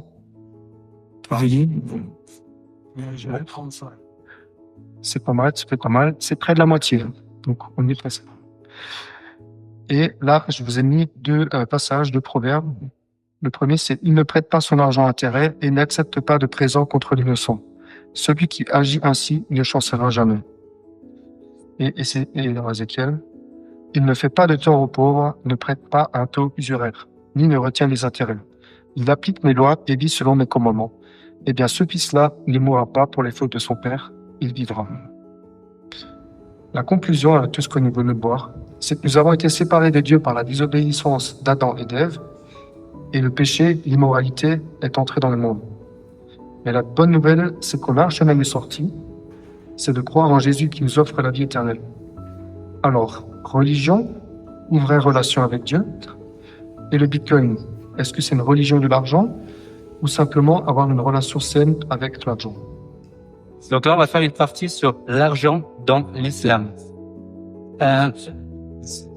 Alors ici, ce qui est important à comprendre, déjà pour commencer, cette religion comporte plus de 2 milliards de fidèles. Donc une personne sur 4 sur Terre.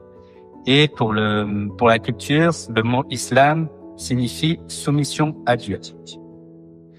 Ici, ce qui est hyper important, c'est que l'islam ne sépare pas économie et éthique. Ce que ça signifie, c'est que l'argent doit être au service de la justice, de la fraternité et du bien commun. Il est donc encadré moralement, spirituellement, mais aussi juridiquement. Et l'interdiction centrale, la plus importante, et je vous l'ai dit tout à l'heure, et on l'a revu dans la magnifique partie de Jean, c'est l'interdiction de quel processus? L'intérêt. Ça revient à chaque fois. Donc il y a vraiment une valeur morale à retenir, c'est que l'intérêt est profondément mauvais. Pour ceux qui se demanderaient encore, quelle crypto-monnaie choisir? Eh ben, un angle d'attaque que vous pouvez avoir pour faire cette distinction entre le bon et le mauvais, c'est de savoir s'il y a de l'intérêt, tout simplement. Les Ethereum, comme je vous ai parlé du stacking, c'est tout un processus qui est basé sur l'intérêt, donc du coup l'intérêt en arabe, il se dit riba. Donc je vais dire souvent, c'est le riba, c'est l'intérêt, et il est absolument puni dans cette religion parce que c'est un surplus injustifié. La rémunération de l'argent pour l'argent, c'est formellement interdit. Et pour que vous preniez vraiment conscience de la gravité du riba avec l'intérêt, dans le Coran, Allah déclare la guerre à ceux qui pratiquent le riba. Il fait partie d'un des 7 péchés destructeurs. Comme je vous ai dit, pourquoi? Parce qu'il enrichit sans effort, sans création de valeur, sans preuve de travail. Dans Bitcoin, vous allez le voir, il y a une preuve de travail. Il y a besoin d'effectuer de la dépense énergétique, de miner pour créer du Bitcoin. Ici, malheureusement, et c'est là où il y a toute l'injustice pour les musulmans, c'est que on vit dans une société qui sont fondées sur la dette, sur la pression, sur ce que j'appelle l'esclavage moderne de la dette. Donc, ce que ça veut dire, c'est que quand une banque crée de l'argent à partir de rien, ce n'est pas... Non, je vais pas vous faire dans le mécanisme, il y aura une petite vidéo qui va être super bien expliquée juste après. Mais ce qu'il faut comprendre, c'est que la dette est de partout. Elle est généralisée, ça veut dire que les citoyens, les entreprises, les États, tout repose sur le crédit. C'est le cœur du système financier traditionnel. Chaque euro, chaque franc suisse, chaque dollar génère du riba en son cœur. Parce que la banque, malheureusement, elle ne garde que 1% de l'argent que vous lui donnez. Le reste, elle le prête à d'autres ou elle l'investit. Et en plus de ça, elle s'enrichit dessus et elle investit dans des secteurs absolument immoraux.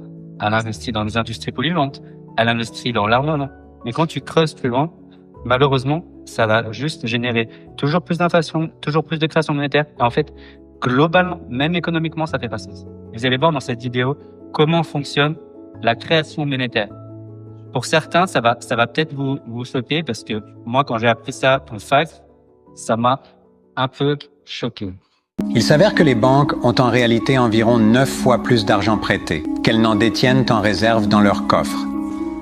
Cela est possible grâce à ce que l'on appelle le prêt à réserve fractionnaire. Le fonctionnement est le suivant. La Réserve fédérale, ou la banque centrale de n'importe quel pays, a légalement le droit de déterminer le montant qu'une banque doit garder en réserve. Aux États-Unis, ce taux est actuellement d'environ 10%. Donc, si vous déposez $10 000 à la banque met de côté 10%, soit $1 000, puis prête le reste de votre argent. Voici comment cela fonctionne. Supposons qu'une autre personne entre dans la banque et demande un prêt automobile de $9 000. À ce moment-là, la banque prête les $9 000 provenant de votre dépôt initial. Il n'est plus là. L'emprunteur paie alors la personne qui vend la voiture et celle-ci dépose l'argent dans une autre banque qui fait partie du même système bancaire central.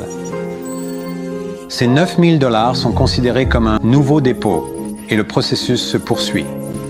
L'argent est redéposé et reprêté jusqu'à ce que le dépôt initial de $10 000 devienne $100 000. Le système bancaire vient ainsi de créer $90 000 en prêtant votre argent. Donc ici, je voulais vous offrir les dernières lignes du Coran pour vous, pour vraiment vous faire comprendre l'importance de ce sujet. Ô les croyants, craignez Allah et renoncez au reliquat de l'intérêt usuraire si vous êtes croyants. Et si vous ne le faites pas, alors recevez l'annonce d'une guerre de la part d'Allah et de son messager. Et si vous vous repentez, vous aurez votre capital. Vous ne léserez personne et vous ne serez point lésés. Ici, je voulais juste vous préciser que moi, je ne suis pas musulman et je ne maîtrise pas entièrement ces sujets. J'ai juste eu la chance de faire un épisode de podcast avec Amgad, qui est un ingénieur en technologie et un penseur Bitcoin. Et lui, il fait son focus sur justement Bitcoin, l'argent et l'islam. Et il explique tous ces domaines-là. Et du coup, ici, ce que je voulais mettre en comparaison, qui sonne plutôt bien, c'est un passage du Coran, justement, avec un passage du livre, en tout cas du white paper, donc le seul écrit qu'on a de l'inventeur anonyme du Bitcoin. Donc, ici, il est dit l'or contre l'or, l'argent contre l'argent, le blé contre le blé, l'orge contre l'orge, les dattes contre les dattes et le sel contre le sel, de manière équivalente, de main à main. Celui qui ajoute ou demande un surplus tombe dans l'usure, le riba, et le receveur et le donneur sont coupables à cet égard. Et ici, dans le livre, enfin dans le white paper de Bitcoin, à la première ligne, une version d'un système de paiement purement pair à pair, donc comme de main à main, permettrait des paiements en ligne directs d'une partie à l'autre, sans passer par une institution financière, autrement dit, sans l'usure ou le riba. Donc Bitcoin ici apparaît comme une alternative différente au système traditionnel. Il ne repose sur aucune dette, aucune banque, aucun riba, aucun gouvernement et pas de création monétaire sans travail non dépensé. Ici, donc, posséder des bitcoins permettrait de détenir de l'argent sans dette et d'avoir une souveraineté totale. Est-ce que vous pensez que l'augmentation du prix de la valeur de bitcoin pourrait correspondre à du riba? C'est une question qui peut se poser. C'est une bonne question. Eh ben non, absolument pas. Car il n'y a pas d'intérêt, il n'y a pas de riba. La hausse de valeur due à la rareté programmée et à la demande croissante est comparable à la hausse de la valeur de l'or. Et là, comme on a dit, l'or contre l'or est accepté. Donc ici, pas de riba. Et de plus en plus de savants musulmans, de juristes en finance islamique, d'entrepreneurs, d'imams reconnaissent Bitcoin comme halal par défaut en l'absence de preuves contraires. Ça, c'est la jurisprudence. Et donc, l'adhésion massive de Bitcoin dans les pays musulmans n'est pas un hasard ni une mode passagère, mais un cri silencieux et une quête de dignité. Donc, les pays concernés, il y a la Turquie, le Maroc, l'Indonésie, le Nigeria, tous des pays musulmans qui adoptent en forte croissance le Bitcoin. Le Bitcoin est donc vu comme une technologie de rupture, un outil de justice. Donc cette deuxième partie, elle était pleine de profondeur. On a quitté les chiffres pour parler du sens moral, de la foi, de notre rapport à l'argent. On a évoqué ensemble le message de la Bible, puis celui de l'islam, et la manière dont Bitcoin peut s'inscrire dans une recherche de justice, d'éthique et de vérité.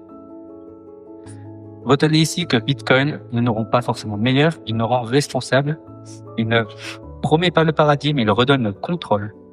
Et ce simple fait change des vies.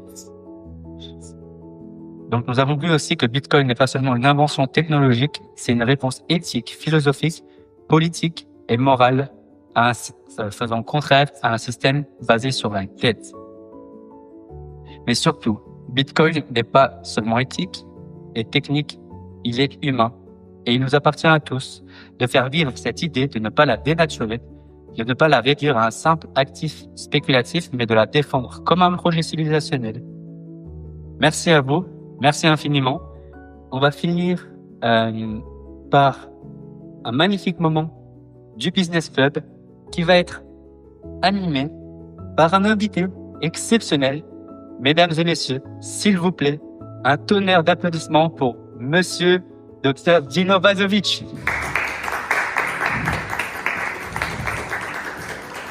Bonsoir à tous. Navré pour ce petit contretemps technique. C'est assez compliqué de mettre ce bel engin. En tous les cas, quelle chance. D'abord et avant tout, quel honneur, quelle gageure de pouvoir être devant vous. Parmi les personnes qui ont partagé cette scène, j'ai été vraiment impressionné par les discussions et surtout par l'association du Web3 for Women, si j'ai bien compris, qui est absolument incroyable. Elodie, je l'ai trouvé génial. Et sans plus attendre, d'une certaine manière, j'entrerai directement dans le vif du sujet par le biais de ta présentation, d'une certaine manière, parce que j'ai cru comprendre que c'était encore un petit peu compliqué de faire en sorte que les femmes s'intéressent d'une certaine manière au Bitcoin lui-même, bien que d'une certaine manière, cette association a été créée d'une certaine manière aussi pour elles. Dans cette optique, ce qui est assez intéressant et qu'on peut voir au travers de Bitcoin et la manière dont il a été compté par Abel et Jean ce soir, c'est qu'on voit continuellement des références spirituelles et religieuses, des parallélismes, des analogies entre les deux mondes. Et c'est un discours qui plaît énormément à nos civilisations lorsqu'on fait référence de façon même inconsciente à ces préceptes. De la même manière, il y a des préceptes qui sont beaucoup plus appétissants pour la jante masculine que pour la jante féminine. Et aujourd'hui, le Bitcoin est compté d'une manière qui plaît davantage aux hommes qu'aux femmes.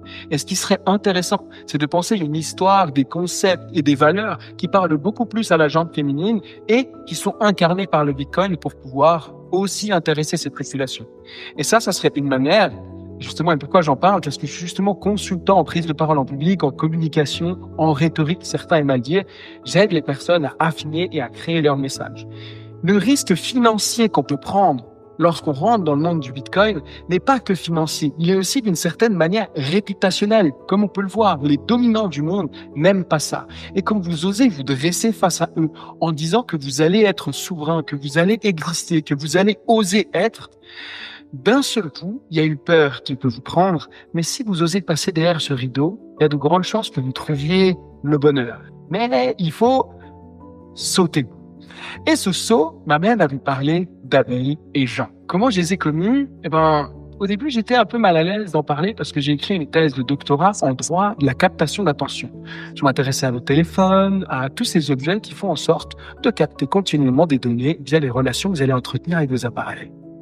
Alors, je me disais que j'étais quand même aguerri au monde du numérique. pour que je me fasse arnaquer en beauté et que je perde pas mal de sous relativement à une relation que j'avais créée au travers d'une discussion.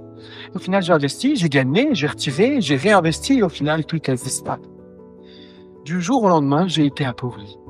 Pour que, ensuite, je me méfie et je fasse plus du tout confiance au monde du numérique, déjà que je le regardais d'assez loin via ma thèse, mais là, cette thèse, je me disais terminé. Jusqu'à temps que Apple rejoignent le club Genevois de débat, qui s'entraînent, qui prennent la parole régulièrement, qui suivent les formations pour finir par oser parler en public, alors qu'avant, ils le répètent constamment, c'était une idée tout simplement inimaginable et d'oser parler devant vous ce soir. Et on voit quelqu'un qui ose petit à petit porter un message clivant tout en osant exister. C'est pour ça que je te félicite sincèrement du fond du cœur. Si vous êtes intéressé par la même démarche, n'hésitez pas, venez. Au-delà de ça, et c'est là qu'il y a quelque chose d'extrêmement intéressant relativement à Aben, c'est que dans cette méfiance, au final, je me suis rendu compte que de par la gestion de patrimoine en crypto qu'il a développé, dont il est un des avant-gardistes, un des révolutionnaires, on voit quelque chose qui, moi, m'a fait beaucoup de bien, c'est que c'était un humain véritable que je pouvais toucher, avec qui je pouvais discuter, et qui m'a, comme qui dirait, réinitié au monde, cette fois-ci de la crypto, pour que j'investisse petit à petit et que je devienne autonome et souverain avec ma monnaie, et cela par un respect continuel de sa part. Jamais il m'a demandé quoi que ce soit, jamais il m'a dit, Dilo, c'est quoi le numéro de ce compte, c'est quoi, c'est, à chaque fois il cachait l'écran, il disait, je regarde pas, fais tes trucs, et ensuite je reviens, je te rappelle pour qu'on puisse continuer dans la démarche. Et au final, c'est ça, ce soir, qu'il vous offre, au travers de 500 modestes francs, il a 4 rendez-vous avec vous, pour que vous puissiez devenir autonome d'un point de vue de la crypto. Et c'est ça, en réalité, qui vient et qui m'a demandé d'une certaine manière de me présenter, parce que c'est ça dont moi j'ai bénéficié et qui fait qu'aujourd'hui, petit à petit, mon patrimoine en Bitcoin grandit. Au-delà de ça, il a bien d'autres choses à vous offrir. Mais ce soir, il y a quelque chose de fondamental, une petite offre, c'est que vous avez 50 francs pour les personnes qui participent à l'événement. Donc, on passe de 500 à 450 pour ces 4 rendez-vous avec lui. Au-delà de ça, on a Jean qui, lui, a pour objectif aussi, au travers d'une offre un petit peu différente cette fois-ci, chaque rendez-vous ou cette formation individuelle coûte 150 francs de l'heure. Sauf qu'il m'a dit qu'il faisait une réduction de 50% de l'heure à vie pour les personnes qui viennent. Donc on est sur 100 francs de l'heure par personne pour justement soit apprendre à devenir autonome et avoir la self-custody de votre Bitcoin, c'est-à-dire à vraiment les détenir pour vous-même, ou alors vous apprendre à faire tourner un nom, ce qui personnellement m'intéresse. Donc c'est pour ça que je vais t'appeler et on va en créer un. Parce que vous l'avez vu, je vous ai parlé des Hafez, et d'une certaine manière, c'est ces personnes qui tiennent le Coran en elles. Moi, je suis de culture, on l'a peut-être compris, islamique. Et dans ce contexte, je trouve qu'avoir un nœud chez soi relativement au Bitcoin et à la blockchain et à toutes les valeurs qu'il souhaite propager, il y a quelque chose de similaire, une analogie qui me plaît. C'est pour ça que, pour ma part, j'aimerais vous remercier de tout mon cœur pour la conférence que vous avez offerte. Merci infiniment aussi de votre attention. Je le répète, si vous souhaitez vous former à l'art oratoire, si vous souhaitez oser parler en public, je terminerai avec une seule histoire.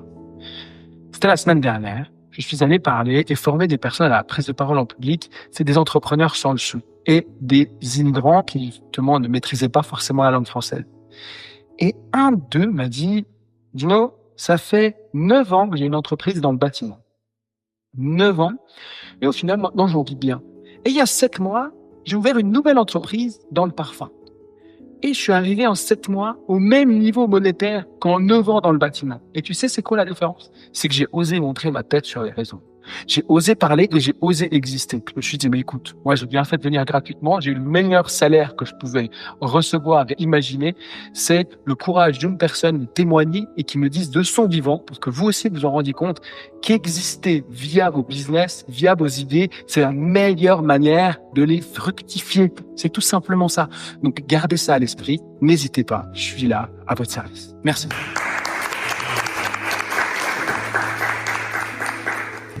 Merci beaucoup, merci infiniment. Moi, j'adore cet événement qu'on a fait ensemble avec Jean, parce que je peux inviter les gens qui ont changé ma vie. Donc, bien évidemment, Dr Vazovic a changé ma vie. J'étais incapable de parler en public. Et aujourd'hui, je vous prépare ces conférences-là. Donc, merci beaucoup. Et maintenant, j'ai également aussi pu inviter Elodie, qui est un modèle aussi pour moi. Je suis vraiment content qu'elle ait pu nous faire l'honneur de venir aujourd'hui. Et j'aimerais vous présenter maintenant une autre personne qui a aussi changé ma vie au travers d'événements Bitcoin où j'ai pu apprendre quand je comprenais rien, quand j'étais sceptique, quand j'étais moi j'ai pris beaucoup de temps à commencer à investir. Je voulais pas mettre mon argent dans quelque chose que je comprenais pas. Et grâce à ces événements, j'ai pu rencontrer des gens qui sont devenus des amis très proches et j'ai pu apprendre tellement de choses. Je ne suis plus du tout la même personne avant et après. Donc, merci beaucoup et merci d'accueillir chaleureusement Coca-Cola sur scène. Bonsoir à tous. Merci beaucoup, Abed, pour ce témoignage. Ça fait plaisir. Je pense pas avoir autant d'impact sur les gens. Mon parcours dans Bitcoin a débuté, dans la crypto a débuté en 2017. J'ai fait le parcours de l'arnaque, de la découverte, de la tentative. Et j'ai quand même compris qu'il y avait quelque chose quand même qui existait. Et c'est ce fameux Bitcoin que j'ai commencé à étudier en 2019. Et depuis, j'essaie de diffuser l'information, la bonne parole, je sais pas, de façon à ce que chacun puisse découvrir, apprendre. Du coup, on voit le petit logo, voilà, avec des personnes que j'ai rencontrées qui faisaient la même chose. On a créé une association qui s'appelle Alkenchain. Alkenchain souhaite pouvoir diffuser l'information, former les gens, informer sur le monde de la crypto, du Web3, et particulièrement pour ma part de Bitcoin. Donc j'ai aussi mon association qui s'appelle Annecy Bitcoin, qui fait vraiment cette partie-là. Donc tous les premiers mercredis de chaque mois, on organise un meet-up sur Annecy. On organise un meet-up tous les troisièmes mercredis du mois sur Annecy pour la partie crypto Web3. Complètement ouvert, on vient pour découvrir un sujet, une personnalité. Abel nous a fait le plaisir de faire une présentation sur la gestion financière. C'était il y a quelques mois déjà, il faudra qu'on commence pour la prochaine. Voilà, donc on essaie de faire ça, on essaie de le diffuser au niveau régional pour le moment. Donc on a réussi à motiver des gens à faire des meet-up sur le même type à Grenoble et maintenant à Chambéry. Voilà, donc on se diffuse un petit peu comme ça. Et de plus, on organise un événement annuel qui est vraiment le cœur de la motivation des personnes et qui marque vraiment, ça s'appelle l'événement, c'est le Bit Only. Donc c'est un événement de 3 jours qui est vraiment dédié à Bitcoin et à l'éducation de Bitcoin, mais surtout à la rencontre de la communauté à travers toute la francophonie. Donc on a beaucoup de Suisses, de Belges et de Français qui viennent à cette conférence qui se tient du 21 au 23 novembre, du vendredi au dimanche 21-23 novembre cette année. Donc on sera ravis de vous accueillir. Voilà, c'était tout. Merci beaucoup d'avoir venu.